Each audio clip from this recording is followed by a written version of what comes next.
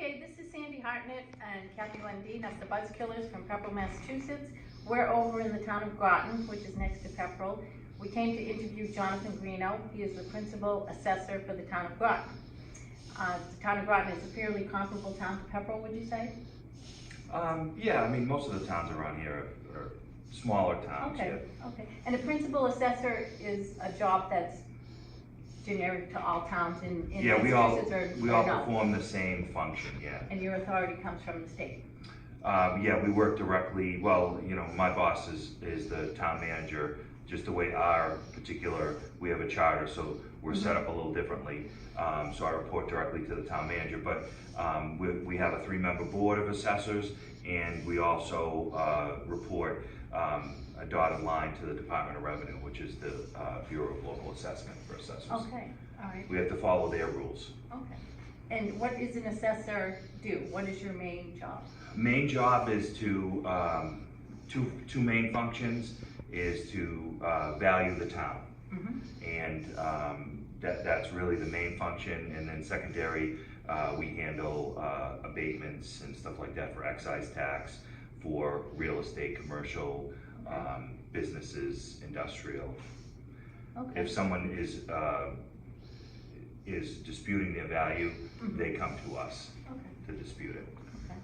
So can you kind of work through that, like basis of property tax, how you do it? This Sure. nice whiteboard that Sure. they did. Yeah. Kind of walks us through what Pepperell just went through. Yeah, so this is the basics of property tax assessment. There's 3 main classes: residential, commercial, we call it CBI, commercial, business, industrial, and then there's exempt properties like that the towns own, or you know, a church might own, or a school might own. And then the oversight for the board, the assessors, and the board of assessors is the Bureau of Local Assessment, which is the Department of Revenue with the town of with the state rather, and we have to work within their parameters, and every single year we have to get certified by the Department of Revenue. So the assessment process is there's a couple of different things that you can do for sorry. That's okay. That's fine. So there's exemptions, abatements, and some towns have what's called a senior work-off program. So we in the town of Groton, we have a slot of about 20 to 25 seniors, and they can work off some of their taxes. Yeah. So, and they apply for it, and you know, you get accepted into the program, and then so there's several kinds of exemptions. Each town has the same exemption: senior exemption, which is over 70, veterans exemption, blind exemptions, stuff like that, and you have to apply for them every year. And then there's the abatement process, which in most towns, when you have a quarterly bill, it's 30 days after the first actual tax bill. So in towns that are billed quarterly, that's always January 1st. So from January 1st to February 1st is the abatement process, and that's when a taxpayer can come in and dispute their value. Well, that's good to know, because I think a lot of citizens actually didn't know how to get that or go there within that time frame. So that's good information. It's always good to get your property record card every January and look at your new value as opposed to your old value, and then just ask the assessor, you know, why did my value go up? People think the only time your value goes up is when you do work on your house, put an addition on, or you sell your house. We look at properties every single year and reassess properties every single year. Oh, that's good to know. Yeah. Do you reassess by going out into the community and physically looking at We do cyclical inspections, which is we break the town up into quadrants and do X amount of houses every year. But assessment, I'm a licensed real estate appraiser. That's a little bit different than assessing. And when we assess, it's called mass assessing. So we take stuff in clumps, you know, like colonials or houses on main roads, and we look at them over, you know, a great number of houses instead of a single house with comparables, like an appraisal would be. But we all come out with the same valuation. It's very similar, just a different method to get there. So would a homeowner know when you're assessing their property? No. Yeah, that's good to No, know, unless too. we knock on the door, but people, you know, we're here during the day, so most people work, so they might not know that we've come by. But when we come by, we're just trying to, we have their property record card, and we're just trying to make sure that that property record card is accurate to what's at the property. So we try to get into the house, and we appreciate it when people let us in, but they have no obligation to let the assessor in. Well, that's good to know. Can we go back to the residential, commercial Sure. business part? So what percentage business versus residential does Groton have? We're at about, we're 96.4, 96%. business? Yeah, and about 4% Because commercial you do business. seem to have some nice businesses in this town. Yeah, we do. How do you attract them? Well, that's not something the assessor does, but you know, having a single tax rate helps. So our commercial tax rate of currently for FY19 is $18.11 per thousand. It's the same thing with our commercial tax rate, and then of course exempt properties don't pay taxes.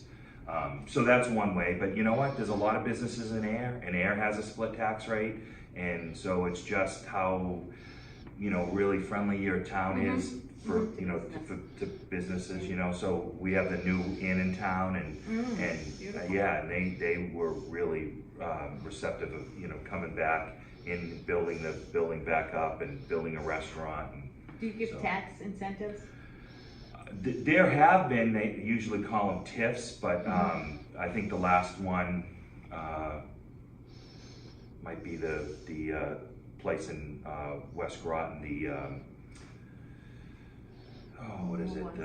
Yeah, I can't draw on a blank on the name of the building, but it was an old industrial building that they converted to senior living. Oh, okay, Yeah, and for some reason I'm blanking on the Right, name. yeah. River Court. River Court, thank you. River Court, Yes, so River Court, I think, is in the last few years of their TIF agreement, so. Does Groton have an economic development person? They have Would that do they you have or a no? committee. A committee? Yeah, they do. Okay. I think it consists of 5 or 7 members. Citizens? Like Yeah, that? citizens, board members. I'm not currently on it, but I think there might be a couple of people maybe from the FinCom, Finance Committee, maybe someone from the Select Board, and then a representative, you know, people, at-large people, so. Interesting, okay. Could you go through this next thing? Yeah, the real Yeah, fun the part, real the real dry meat part, of- yeah. Yeah. So this is what's called the tax recapitulation. So this is how you figure out, you know, your levy limit and levy ceiling and all that stuff. So to figure out, so we're just getting into FY20 now. Yep. FY19 ends July 30th. So we're Mike Hartnett and I and the financial Mark Haddad, FinCom, we're all involved in this town accountant. Which is generally how a town functions. Yeah, So, yeah. Apples to apples, it's kind of the same. And you know, I was in town government before I got to be an assessor. I was on the planning board for 13 years, but it was a little bit different. This is really the inner workings of how you put the budget together and stuff, which is super complicated, and our town manager, Mark Haddad, does a fantastic job with it. So, but so you have your fiscal year levy limit from the previous year, so from FY19, you have your prior year levy limit, and then you add new growth, and new growth is new homes, you know, anything, a new addition on a home. So the dollars, the valuation that produces is your growth. So you have your prior year levy limit plus new growth, and then we have Proposition 2.5, okay? So then you have your 2.5% on top of that, and then you add in any overrides and temporary debt exclusions for like town buildings or the school district, and that gives you your total levy limit for the year. you know, and then we have two different things. We have the levy limit, which is what we were just talking about, how to get to the levy limit, and then the levy ceiling, which is the maximum levy that the town could have. So let's just say, I think in the town of Groton, our levy ceiling is about 40 million, but our levy limit is 32 million. Right. The difference, the 8 million, the difference is the 2.5% at the maximum tax rate of $25 per thousand. So if you go over, we're at 1811, if you go over $25 per thousand, well, theoretically you can, but you can't unless you have, the Department of Revenue says, we're gonna let you do that. So I've only been doing this for 7 years. I've never seen anybody at $25 per thousand, but that's how you get to the levy ceiling, the maximum of $25 per thousand. So. And every year the permanent override is added into that equation. Right. It doesn't disappear. Every year you add the 1.4 million. Yeah. Yeah. So when you do an override, it's forever. Right. Yeah. So for the town of Groton, when we build new buildings, if you can't build it under the levy limit, which really no town could go and build a 25 or 30 or $50 million school without doing one or two things to pay the debt on it. You know, of say $500,000 to $1 million a year under the levy limit, it wouldn't be possible. So there's two ways to do it: through a debt exclusion or a permanent override. But when you do an override, that bumps up your levy limit, so you just keep paying on that money forever. Yeah. The town of Groton, we've been using debt exclusions since I've been here, and I think prior to that. And it seems, because it's a finite period of time. You pay it. It's like a car loan. You pay it off, and then it's gone. Yeah. And how about the new growth? What else is included in that? If I remodel my kitchen, is that new growth? No, no. It would only be say you have a lot of land and you put a house on it. Okay. That house is on that lot of land. A lot of land last year was valued. Now you're putting the house on top of the lot of land. That's new growth. Last year you had a ranch and you put a second level on it. That's considered new growth. You know, you put a deck on the back of your house. That's considered new growth. There are some gray areas. You know, if you finished a basement, that could be considered new growth. You know, we're a little bit liberal when it comes to that. So is new growth good or bad when you put it in? No, new growth is really the only. That's how you grow your levy limit, because it would just be levy limit plus 2.5%. And every new subdivision or housing development counts as new growth? Yes, so when you have a subdivision come in and it's one big lot of land and you divide it into 12 lots, now you have 12 separate lots. That was one big lot, now it's 12 different tax bills, and that's growth. Okay. So you can get growth over a number of years for the same property. You can have a big lot of land that is subdivided into lots. So one year you can capture those 12 lots as growth. The next year you can capture 3 or 4 of those houses being built on the new lots. And it just keeps going. So you definitely want to have building going on in your town. Okay. Whether it's business or residential? Yeah.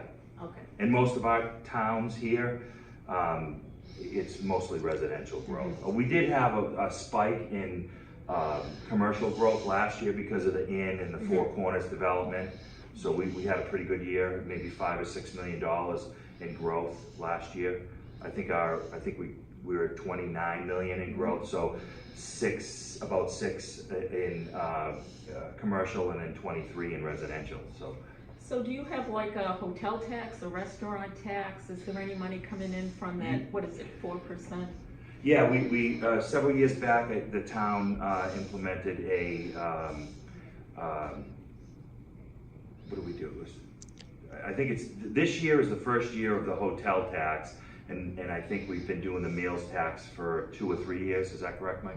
Yeah, 2 or 3 years. So this might not be a question for you, but do you have rules on how to keep your business areas neat and clean? I'm sure there is. Do you know what I mean? Yeah, I'm sure there is, and I think that would probably be a Board of Health question. Okay. But yeah, I mean, right, there's certain... Or standards that a business has to live up to Yeah, I mean, I think that the town has their own bylaws, and then Okay. within that, there is Yep. like zoning bylaws and stuff like that, so. Just wondering. And everybody, I mean, you can get a copy of your town bylaws, Yep. it's always good to, it's a little bit dry reading it, but. Yeah, I was just wondering if you happened to know. So do you think the 2.5 law has outlived its usefulness, or it's not? Well, here's a better question. Do you think the debt exclusion is going around the 2.5 limit? Yeah. Is that how town's using it more Right. today? So the 2.5 part of that whole law Well, there's isn't 3 real, exceptions, yeah, Yeah. right? Yeah. yeah. Yeah, I mean, well, that's the way to fund big projects outside of the levy. Mhm. You know, so it is skirting it a bit, I guess you would say, but, you would never be able to build, you know, we Right, just built a right. senior center, and I think it was $8 million or something like that. No, maybe the $5 million for the senior center. We had a new fire station for $8 million, a new ladder truck for $1 million. You would have to try to pay for that underneath the levy, and it's just impossible to do. So, my personal opinion, I'd love to see 2.5 go away. That's I'd my love the question. town to Yep. to be able to decide what's right for their town, Yep. and the people vote, because town government is the purest form of government. So people come to the town meeting, and they decide what to spend the money on. Yeah, I would love for 2.5% to go. So when you talk to other assessors, is that general consensus? I don't know, among them? there's some people that are for it. I mean, I've only worked underneath this scenario, never, so I don't know what the cons are to not Right. being under the 2.5%, but I don't know, it just seems like it's protecting, you against yourself, you know what I mean? I would just like the town to be able to, the people to be able to decide what they want to spend the money and how much they want to spend. Yeah. I don't really have any more No, that was questions. very good. That was Very good. good. Thank you very much. Thank you. You Welcome. answered all the Thank questions, you. 10 minutes. Thank you. Very much Thanks. appreciated. You're welcome. Thank you. Thank you.